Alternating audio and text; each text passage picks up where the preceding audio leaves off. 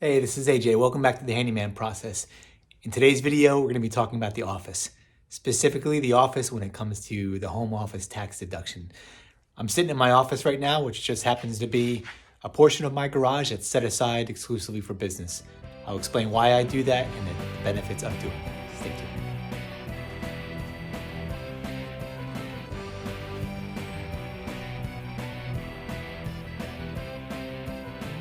All right, so thanks for watching. Hopefully you got a little bit of a chuckle by the thumbnail. A lot of people tell me I look like the 40-year-old virgin or the guy from The Office, so I thought I'd have a little bit of fun with that. Anyway, I'm going to talk a little bit today about the home office deduction because we have tax season coming up. You know, everybody's getting ready to close out their books. So I'm going to talk a little bit about how I do it, why I do it that way, how I learned about it. And let me just qualify everything I'm about to say. I'm not an accountant. I'm not a CPA.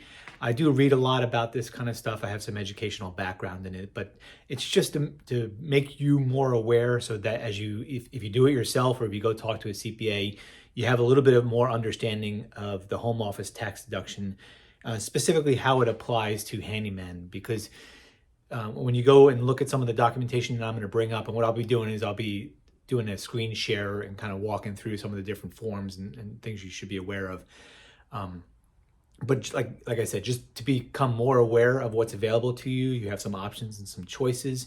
Some of it's not very clear when it comes to a handyman because our business is different, right? It's not like you're sitting in an office all day doing handyman work. No, like you're on the phone, you're in the car, in the truck, the van, whatever, you're back and forth to the store. Like, do you even have a home office? The answer is yes, but in the eyes of the IRS, there's specific guidelines associated with it. That's why as I'm sitting here in my home office, just happens to be my garage because this area that I'm sitting in is exclusive to handyman work. I can't really do that inside my house because my space would be so small, and I'll explain that a little bit later. But here in my garage, everything you see, both behind me and behind the camera here, is exclusively for handyman work. So if the IRS ever came here and said, "Show me your home office," I'd be like, "Here it is." Everything that you see in here is handyman related. All my tools, whatnot are in here, and it's exclusively used for that. So stay tuned. Like I said, I'll do some screen sharing. I'll walk through a couple different forms, explain some stuff, talk about a few references so that you're aware. Stay tuned. All right, so let's go ahead and get into this.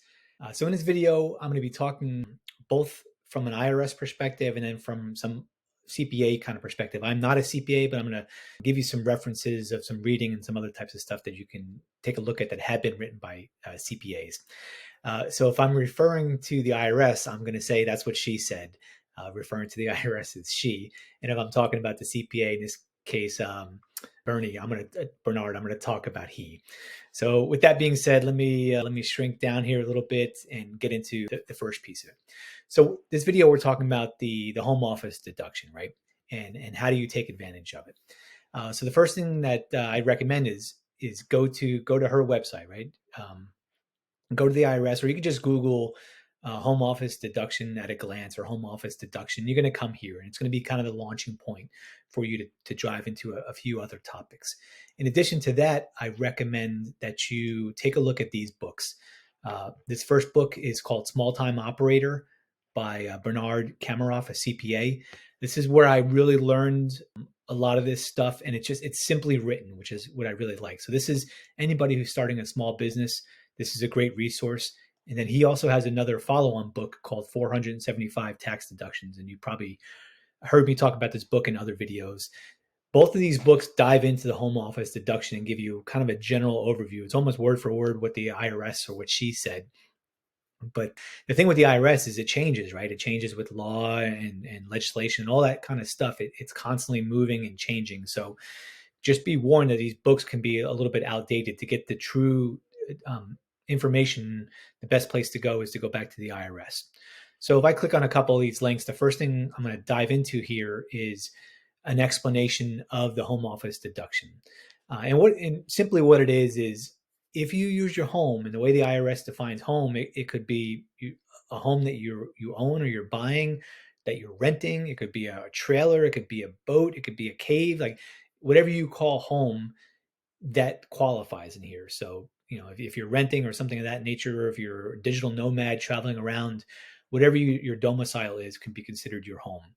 And then once that's, your home is established, then somewhere within that home, you have dedicated space to conduct or facilitate your business. So that's kind of the two starting pieces of it, your home and part of your home used for business purposes. Once you kind of have that established, then you have two methods of claiming your deduction at the end of the year when it comes to taxes. You have this simplified option, or you have this regular method. Now, I'll give you a little bit of a teaser. The simplified option is just that. You can take square footage up to a maximum of 300 square feet, and you can multiply that currently by $5. So if you had 300 feet times $5, $1,500 can be a tax deduction taken off of your numbers for the end of the year, which is the method I use, and I'll talk about that as an example moving forward. The second method you can use is what they call the regular or the actual method. This is taking the percentage of your home, your domicile that you're using for business purposes, and then dividing by the square footage of that residence. So in my case, my house is 2,850 square feet. I use 220 of it for my business home office. If I do that math, it comes out to about 7%. Then with the regular actual method, you can multiply that 7% by the different categories that the IRS allows you to deduct, essentially. And I'll go through that here in Form 8829 momentarily. In addition, there's two other basic requirements or rules associated with this. This is very important. This is where people hear, oh, I heard you can get audited if you try to claim home office deduction. You can. Most CPAs will tell you nowadays that people aren't getting audited regularly for this. It's been kind of a rumor that's been going around for a while. Confirm that with your CPA, but these are the two primary rules you have to follow to make sure that you are legit. The first one is regular and exclusive use of that space for your business.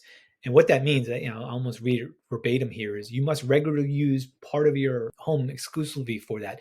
And the big thing is it has to be dedicated. So you can't have an office that you use for like 2 hours a day and then you use it for something else. It has to be 100% all the time set aside for your business. In the example that I use, my garage, that whole bay in my garage, that one side, I use it for nothing else other than handyman stuff.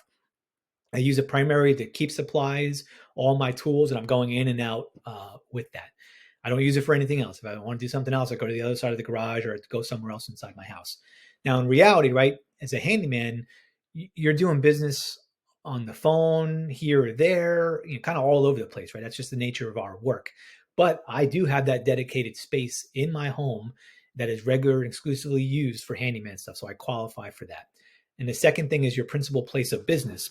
So that here, what that means is, are you using it to conduct business? Again, going back to my garage example, yes, I'm in there. I'm texting clients from in there. I'm getting supplies from in there. It's my home base. And I use it to basically drive all my business kind of going forward.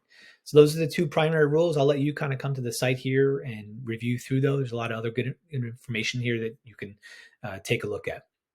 Now, moving on to a little bit more overview of the two different systems. So I go to this next page, and all I did was I clicked on up here. There was a link for simplified option for computing home office deduction. If you click on that link, this is going to open up, and it's going to give you what I just told you, that you can use the simplified method of $5 per square footage of usage up to 300 square feet. In my case, I use 220 square feet, so it's $5 times 220 becomes my deduction, or $1,100 off of my taxes. I could choose to go to the actual method, but right now as a part-time guy, I'm not making a whole lot profit-wise, and I use some other tax strategies, so I keep my numbers low. This is just simpler for me. You'll see as I get into a little bit about using the actual method, there's a lot more stuff you got to do with that. There's records you got to keep, and to be honest, I'm just lazy. So I'll just take the $1,100 for now. If I ever go full-time, or if you're full-time, you probably want to do a comparison of the two side by side and then decide, hey, is the actual method worth it given, how much I'm going to save and the paperwork I have to do? That's a decision you have to make yourself. And the final qualification I'll make here is I'm assuming that you're a sole proprietor or single member LLC. Things start to change a little bit as you get into other types of corporate structures. So I'm not talking to those. I'm talking to your one-man show, you're a single member LLC, your tax is a sole proprietor. That's who I'm talking to here. But as you scroll down here, you get a little bit more of a comparison between the two, the simplified option and the regular option. It kind of tells you what you can do and what you can't do in each of the ones. So it might help you kind of decide, which one may be better for you. So go ahead and take a look at that. There's even more resources down here to help you select it. I would recommend reading this publication, The Business Use of Your Home. Again, this goes a lot more in depth than what I'm saying right now. Again, I'm not a CPA. I'm just trying to educate you so that when you do have conversations with your CPA, or if you're like, hey, I'm gonna teach myself this is the place you should probably be teaching yourself. Okay, so let's dive just a little bit into the regular method or the actual method.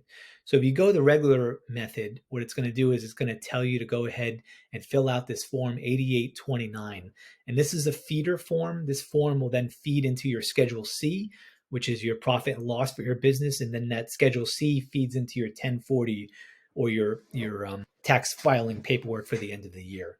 But if you go to this form, it's going to ask you a couple of things. First of all, it's going to talk a little bit about the use of your home. And the first thing it's going to ask you is how much of your home are you using for this business? Some people say, oh, you just take 10%. No, you got to do this. You got to figure out how much square footage you have in your house, and then how much of it you're using for your home office to come up with your calculation. And this becomes the basis that you can then apply to everything else. And everything else is down here at the bottom in figuring out your allowable deduction. Right, so you can deduct mortgage interest, you can deduct real estate taxes, casualty losses. If you're renting, you can deduct 7% of your rent, homeowner's insurance, any repairs or maintenance you had. The list kind of goes on and on and on. I'm not going to dive into it, but you get the point.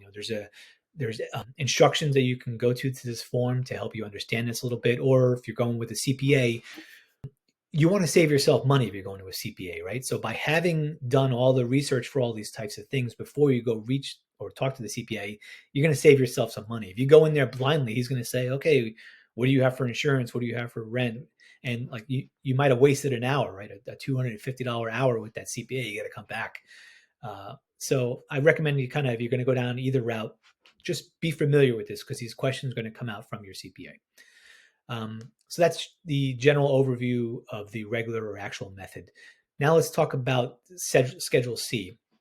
So I told you that when you take the home office deduction, whether it's simplified or regular, it's going to end up coming back to your Schedule C or your profit and loss for your business. This is an addendum to the end of year tax form that you have to fill out. As I scroll down here, you have all your expenses associated with your business, you have all your income, and then you have this area down here, this line 30, and here's where you're going to enter your information for your home office deduction. So if you're using the simplified method, it's pretty straightforward. You're still going to annotate the square footage that you use and the total square footage of your place. But if you use the simplified method, you're just going to multiply 220 times 5, enter the information in here. Actually, I entered that wrong, but you get the point. And then put that there. If you decide to do the regular method, then you go ahead and you fill out that form, and then form 8829, then you put your number down here. But that's it. That's really what it comes down to. So don't be afraid of it. The government and the IRS uses the tax code to incentivize you to do business. This is why as a business owner, you get this deduction, and as a just general W-2 employee, you don't, because the theory is that by having a home office and by having a business, you're generating money for the country, you're generating job, you're generating all sorts of things that the government and the IRS are trying to incentivize. So please take advantage of it. Know this stuff and understand it. And when it comes time for the end of the year for your taxes, whether you do it yourself or whether you have a CPA, you're a little bit more educated on how the home office deduction works and how you can save some money off of your bottom line. So if you like this kind of content and you like it, go ahead and give me a thumbs up. Let me know. If you have any comments or questions, go ahead and drop it in the comments section. If you got value out of this, again, go ahead and let me know, hey, you're on the right track. You're teaching me stuff, or hey, you're boring. I don't like your videos. But just remember, this is what she said, right? This is what the IRS says. this is what you can get in terms of a home office deduction. So I appreciate your time and stay tuned for the next video.